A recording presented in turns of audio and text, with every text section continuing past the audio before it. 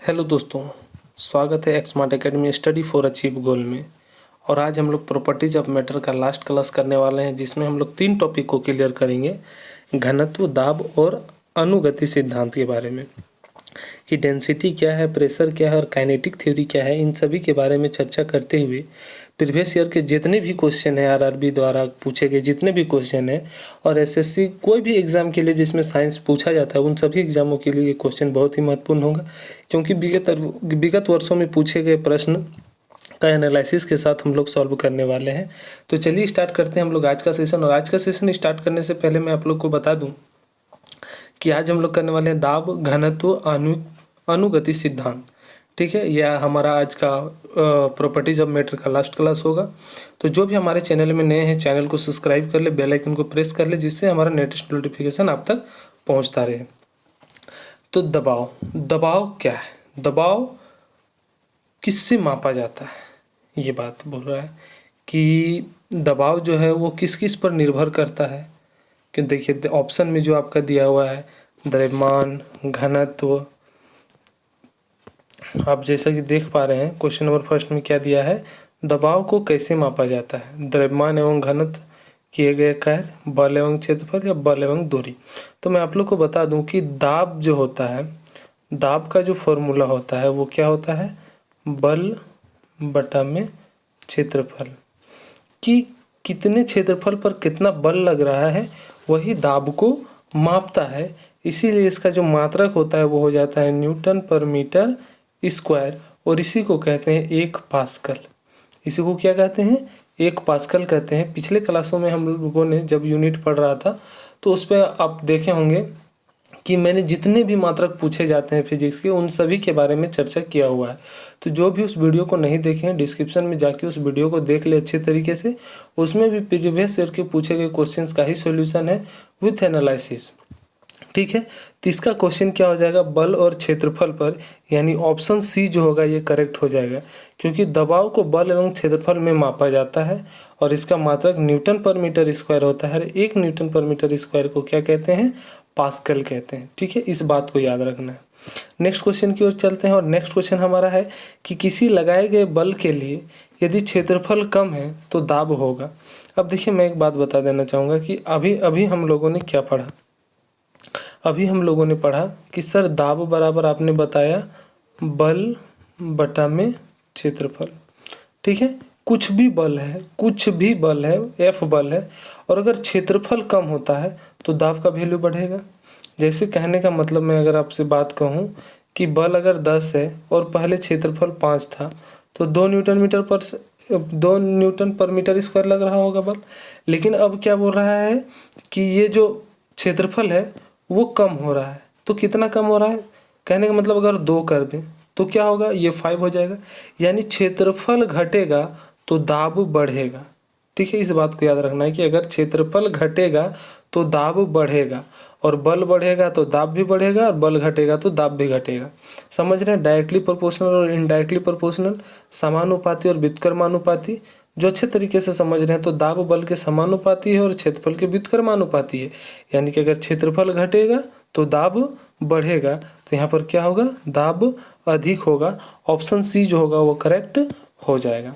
देखिए, इसके फैक्ट्स को हम लोग पढ़ते हैं। इसके फैक्ट्स में आप देख पा रहे हैं कि किसी तरह के इकाई क्षेत्रफल पर, किसी सतह के इकाई क्षेत्रफल पर लगने वाले अभिलंब बल को दाब कहते हैं।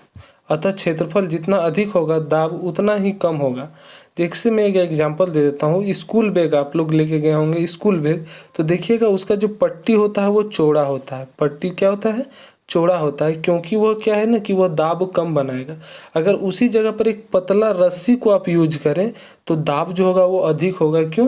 क्योंकि इसका क्षेत्रफल क्या हो जा रहा है, कम हो जा रहा है।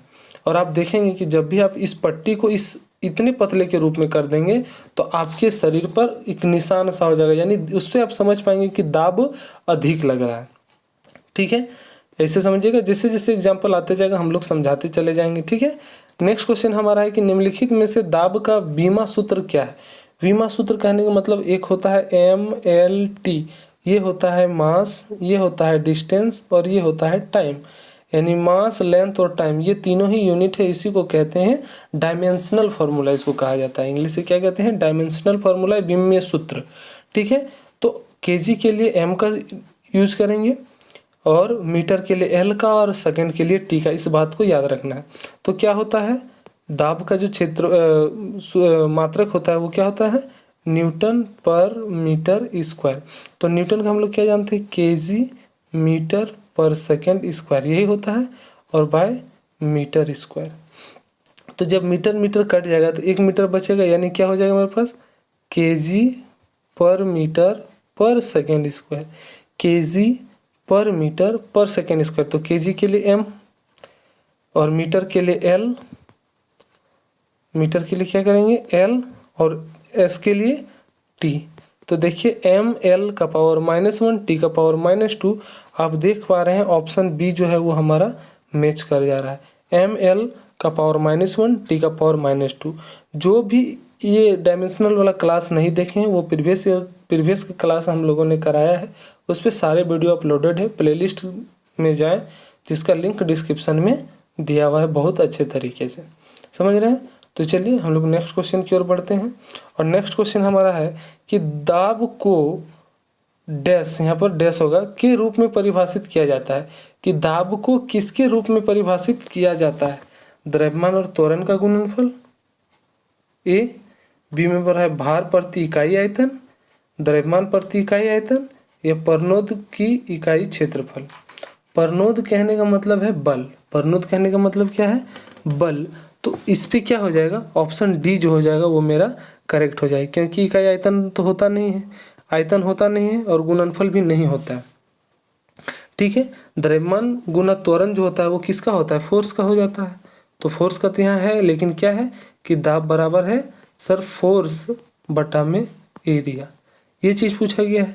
तो ये हमको कहाँ से मिल रहा है? ऑप्शन डी से, यानी ऑप्शन डी जो होगा सही हो जाएगा। आप देख रहे हैं कि अगर दाब का फॉर्मूला हमें याद है और दाब का मात्रक हम अगर निकाल पा रहे हैं, तो इससे रिलेटेड अभी तक हम लोगों ने 4 क्वेश्चन कर लिए जो सिर्फ उसके फॉर्मूला से है। ठीक है, नेक्स्ट क्वेश्चन की ओर बढ़ते हैं। और नेक्स्ट क्वेश्चन हमारा है कि यदि हम किसी दिए गए बल के क्षेत्र को बढ़ाते हैं तो इससे दाब प्रति इकाई क्षेत्र। अब देखिए यहाँ पर सेम क्वेश्चन जो क्वेश्चन नंबर 2 हम लोगों ने किया, क्वेश्चन नंबर 2 हम लोगों ने किया, और मैं आपको बताया भी कि क्षेत्रफल बढ़ेगा तो दाब घटेगा, और क्षेत्रफल घटेगा तो दाब बढ़ेगा। यानी यहाँ पर क्या हो रहा है? क्षेत्रफल बढ़ाते हैं तो दाब क्या होगा? कम होता जाता है, कम हो जाता है। कि क्षेत्रफल अगर बढ़ेगा तो दाब कम होगा, क्षेत्रफल अगर घटेगा तो दाब अधिक होगा। इस बात को आपको याद रखना है। देखिए बहुत ही अच्छा एक फैक्ट यहाँ पर दिया हुआ है, आप इसको पीडीएफ के माध्यम से देख सकते हैं। पीडीएफ आप हमको मेरे टेलीग्राम चैनल से मिल जाएगा, और टेलीग्राम चैनल का लिंक डिस्क्रिप्शन में दिया हुआ है, या फिर आप डायरेक्ट टेलीग्राम में सर्च करेंगे एक्स स्मार्ट एकेडमी, और वहाँ से आपको पीडीएफ मिल जाएगा। और भी बहुत सारे इंपॉर्टेंट्स जो स्टडी मटेरियल्स है वो वहाँ पे अपलोडेड है, आप वहाँ से डाउनलोड कर सकते हैं।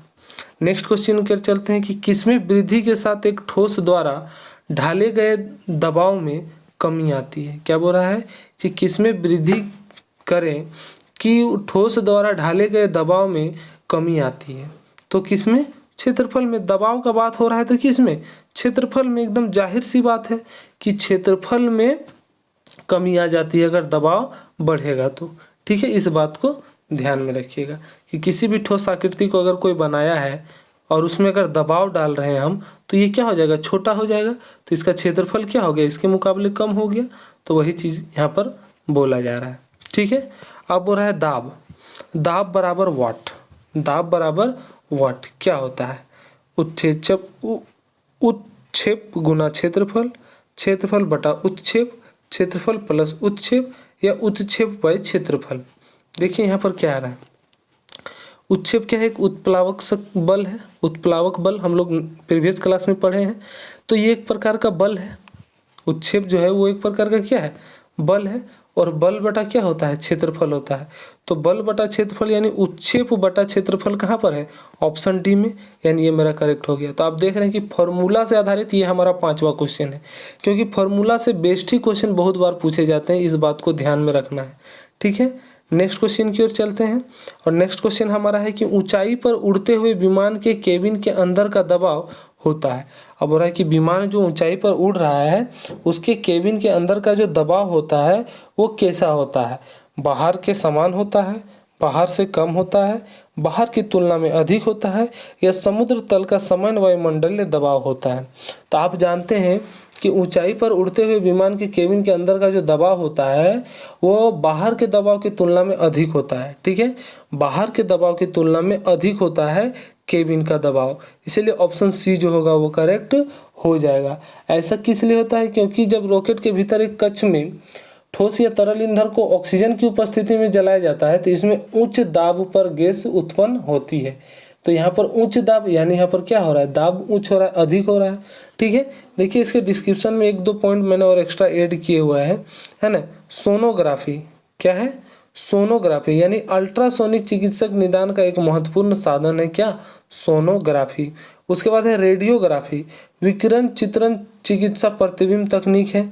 उसके बाद है कार्डियोग्राफी, ईसीजी यानी हृदय कार्य मापने के प्रयोग में ये लाया जाता है। ये तीनों भी बहुत ही इंपॉर्टेंट है, इसीलिए इसको ऐड कर दिया गया है इस जगह पे। अब है कि पानी का घनत्व, अब पानी का घनत्व क्या है, अब हम लोग पहुंच गए डेंसिटी में, किसमें पहुंच गए, डेंसिटी में। तो जैसा आप फर्स्ट पेज पे देख पाए होंगे, फर्स्ट पेज पे मैं आप लोग को फिर से एक बार ले जाना चाहूँगा। फर्स्ट पेज पे जैसा कि आप देख पाए होंगे कि वहाँ पर एक गिलास है और उसमें दो तीन तरह का पानी है, उसमें क्या है, दो तीन तरह का रंग का पानी है। और देखिए एक एक करके जैसे जैसे डुबा रहा है, पहले रिंग डुबाता है वो सीधे नीचे चला जाता है, फिर एक ग्रेप्स अंगूर का एक डालता है उसमें अंगूर एक, तो वो क्या होता है, ब्लू कलर के तल पे जाता है। उसके बाद ढक्कन डालता है, वो पीला कलर के तल पे रहता है। और उसके बाद फिर कुछ थर्माकोल डालता है, वो ऊपर में ही रह जाता है। यानी ये घनत्व पर डिपेंड करता है कि पानी का घनत्व कैसा है, तीनों का घनत्व क्या होगा, अलग होगा। देखिए घनत्व हम लोग क्या जानते हैं, जिसका घनत्व पानी के घनत्व से अधिक होगा वो डूब जाएगा, और जिसका घनत्व पानी के घनत्व से कम होगा वो तैरता रहेगा। तो ये जो कॉन्सेप्ट है, ये जो कॉन्सेप्ट है ये घनत्व का है, ये घनत्व का कॉन्सेप्ट है। और ये जो कॉन्सेप्ट है वो काइनेटिक थ्योरी का है, इस बात को याद रखिएगा।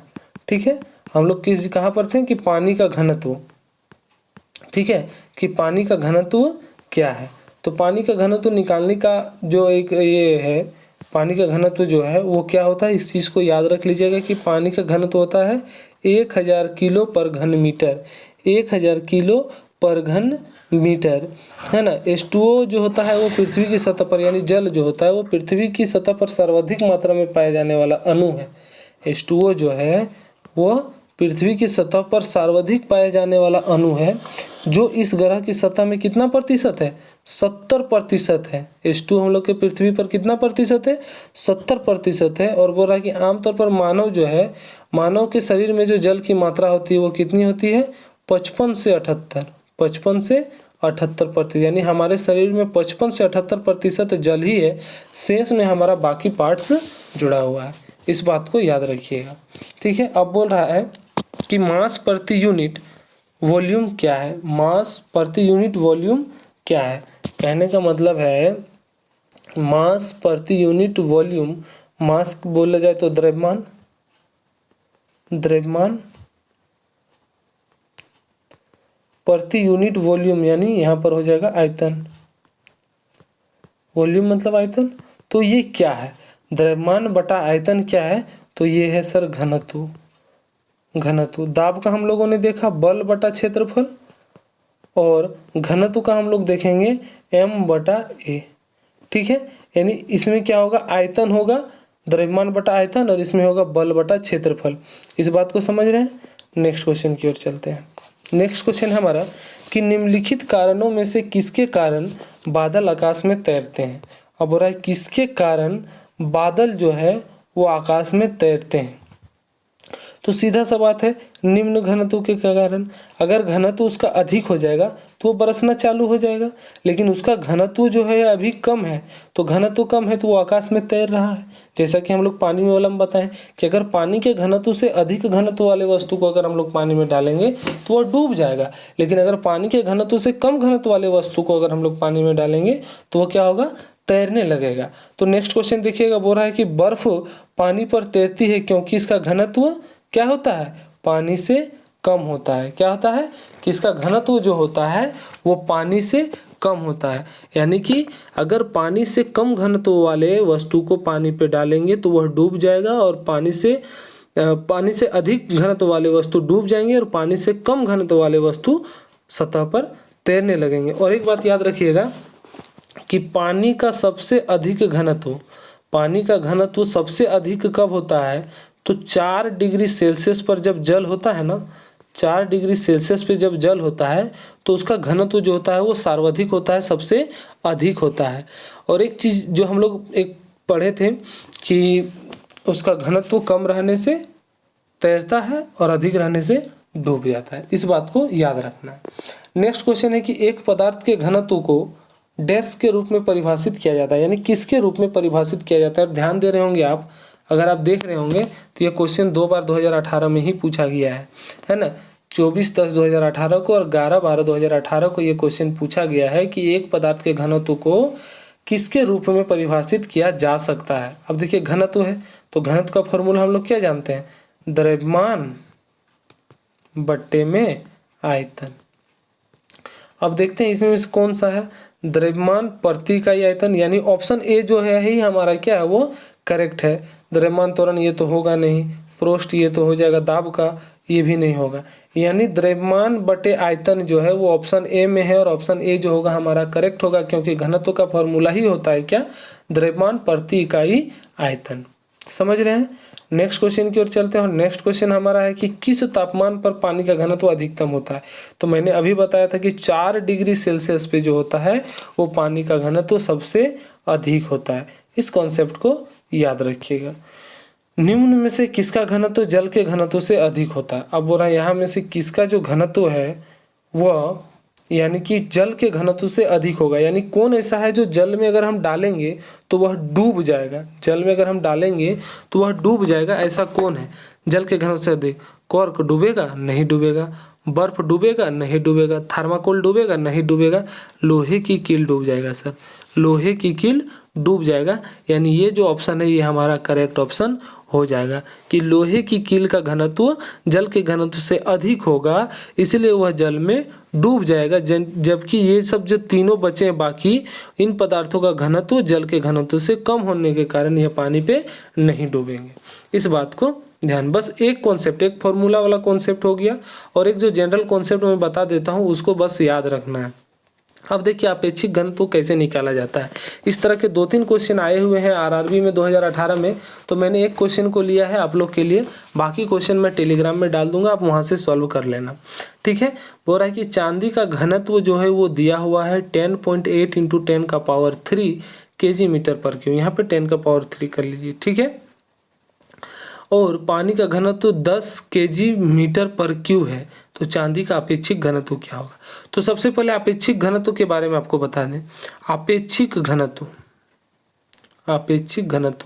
ठीक है। अपेक्षिक घनत्व का मतलब होता है किसी भी वस्तु का घनत्व जिसका आप ले रहे हैं, किसी भी वस्तु का, जैसे यहाँ पर चांदी लिए हैं तो चांदी का घनत्व बटे पानी का घनत्व, हमेशा नीचे क्या होगा, पानी का ही घनत्व होगा। चांदी का घनत्व बटे पानी का घनत्व, तो पानी का घनत्व हम लोगों ने देखा था 10³ यानी 1000, और चांदी का घनत्व दिया हुआ है 10.8 × 10³ तो 10³ कैंसिल आउट हो जाएगा, क्या हो जाएगा 10⁸ क्या हो जाएगा, इसका कोई इकाई नहीं होता है, क्योंकि घनत्व और घनत्व क्या होता है कैंसिल आउट हो जाता है, इसीलिए इसका कोई इकाई नहीं होगा, यानी ऑप्शन सी जो होगा वो हमारा करेक्ट हो जाएगा। देखिए यहाँ पर भी चांदी का घनत्व बटे पानी का घनत्व, तो घनत्व का मात्रक क्या होगा, कैंसिल आउट हो जाएगा, इसलिए इसका कोई भी मात्रक नहीं होता। अगर बिना सॉल्व करे तो हम लोग यहाँ पर देख सकते थे कि ऑप्शन सी जो है उसको हम लोग डायरेक्ट आंसर कर सकते थे। ठीक है, इस चीज़ को याद रखना है। नेक्स्ट क्वेश्चन की ओर चलते हैं। नेक्स्ट क्वेश्चन है कि सापेक्ष घनत्व के बारे में बताइए। अब है सापेक्ष घनत्व, तो सापेक्ष घनत्व और अपेक्षिक घनत्व वही है, यानी नीचे में क्या होगा पानी का घनत्व और ऊपर में क्या होगा किसी पदार्थ का घनत्व। ये आरआरबी ग्रुप डी 22/10/2018 को पूछा गया क्वेश्चन है शिफ्ट 2 में। तो नीचे पानी का घनत्व देखिए एक ही में है, बाकी सब में नहीं है, यानी ऑप्शन सी जो होगा वो करेक्ट हो जाएगा कि पदार्थ का घनत्व ऊपर जो भी लेंगे, जैसे अभी चांदी लिए थे तो चांदी का घनत्व ऊपर, उसी तरह पदार्थ का घनत्व ऊपर और पानी का घनत्व नीचे। ठीक है, ये हमारा घनत्व का लास्ट क्वेश्चन था।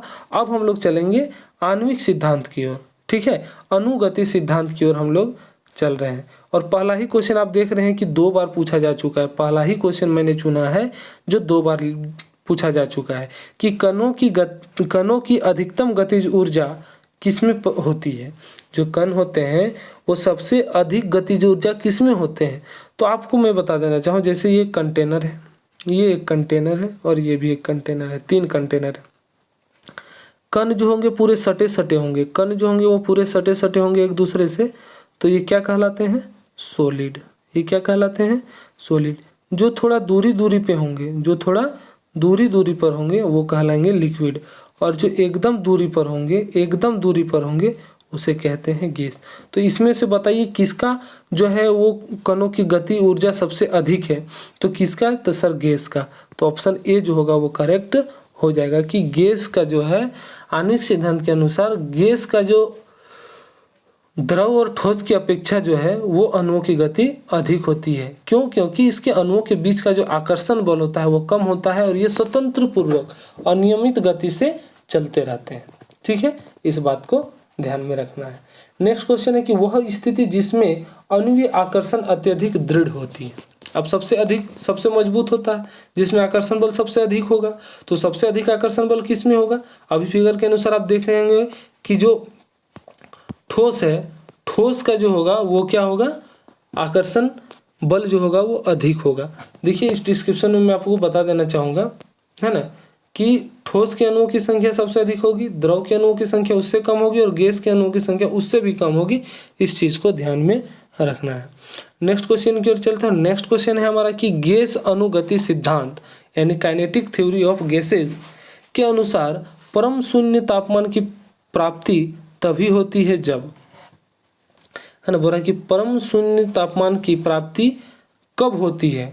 तो कब होती है, तो होती है ये अणुओं की गतिज ऊर्जा शून्य हो जाने पर। अणुओं की गतिज ऊर्जा जब शून्य हो जाती है तब इसका जो होता है काइनेटिक थ्योरी ऑफ गैस के परम शून्य तापमान की प्राप्ति हो जाती है। देखिए गैस का अणु का गति सिद्धांत में 3 है।